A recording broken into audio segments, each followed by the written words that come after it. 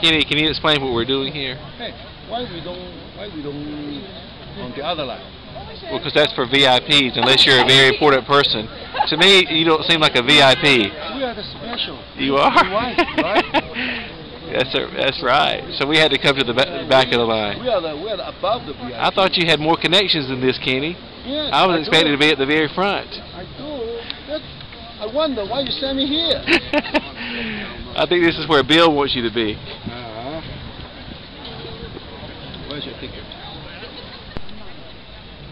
Okay, so we're inching closer.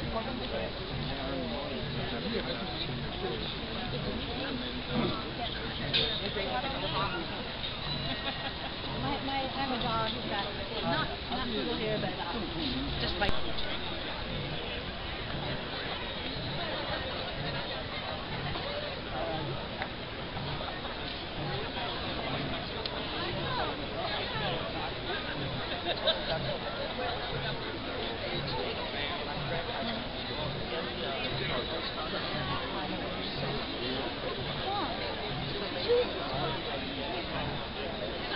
Rand's away over there.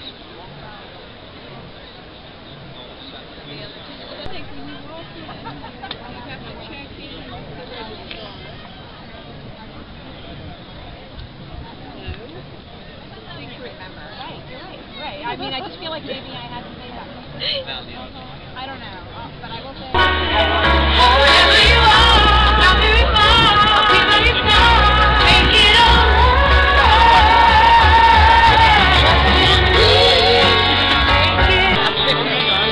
Yeah. The final word is that. That's what he meant. That's what mattered to him. And as it was shown today,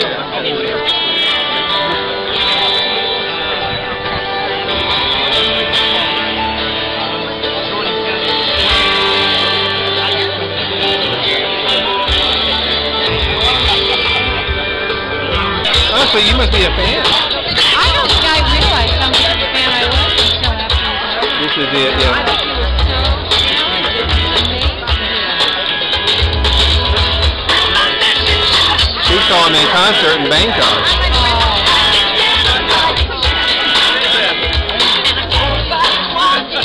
Too much stardom, and he was messed up as a child, for sure.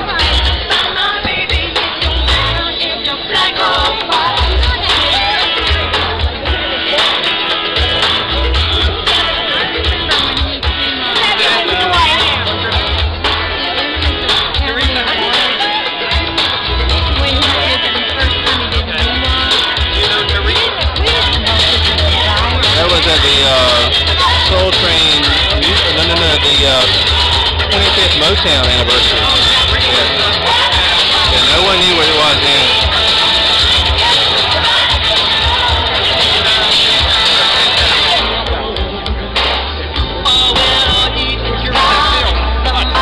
I'm just out here. Don't give up.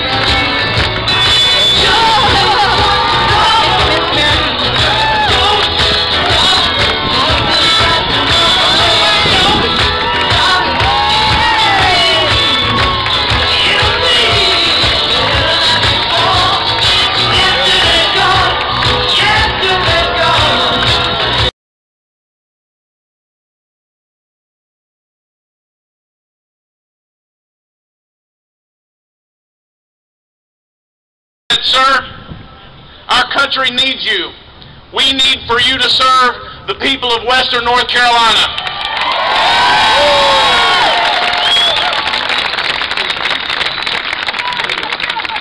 He has become a friend. He's become a mentor and someone that this country, we can't say enough great things about what he is able to bring to our country.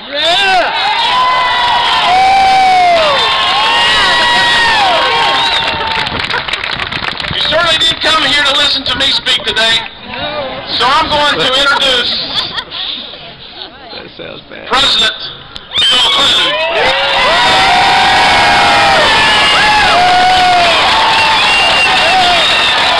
Thank you very much. Thank you. Thank you. Wow. Thank you. Well, first of all, I want to thank Heath for giving me a reason to come back to one of my favorite places in America. I love Asheville. I love Western North Carolina. Don't ask for it. 23 years ago, in 1987, when it looked like a good idea, 75% of my fellow Democratic governors said if I wanted to run for president after President Reagan finished his second term, they would support me. Hillary and I came to the Grove Park Inn. And I couldn't imagine what being president was like until I played on that old golf course and realized Woodrow Wilson had also played it. And we decided not to do it. Because my daughter was young, and so was I.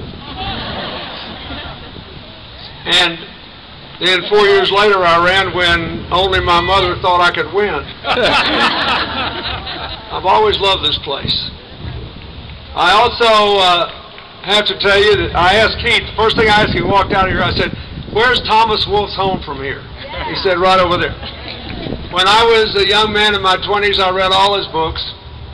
And when I first came here, that was the first tourist stop I made.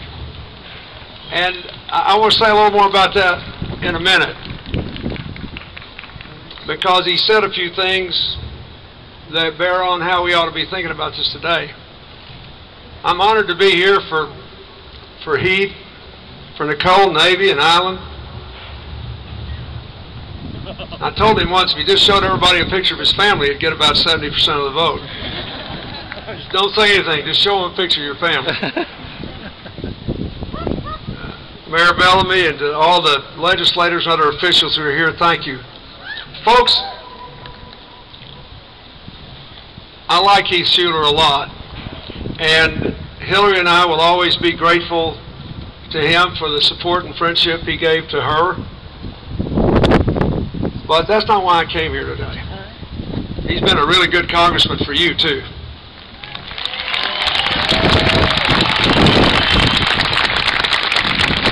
But that's not why I came here today. You're smart enough to figure that out on your own. I came here today because our country's got a fever, and people are mad and anxiety-ridden and upset, and they got every right to be. But I have lived long enough to know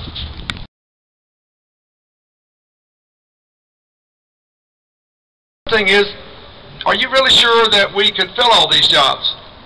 I'm going to give you two statistics most Americans don't know, but they're worth remembering.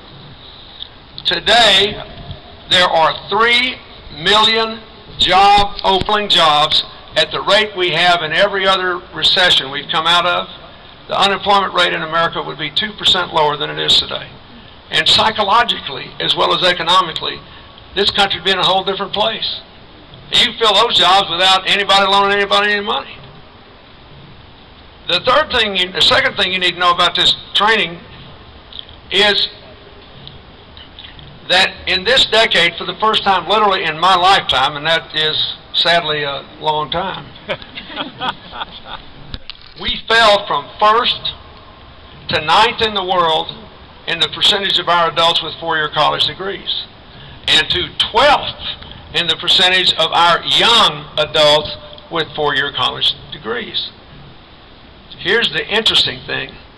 We're still first in the percentage of our young adults that actually enroll in a college, a university, or a community college. But they don't finish because of the cost, worries about the debt, family financial problems, and all that. This is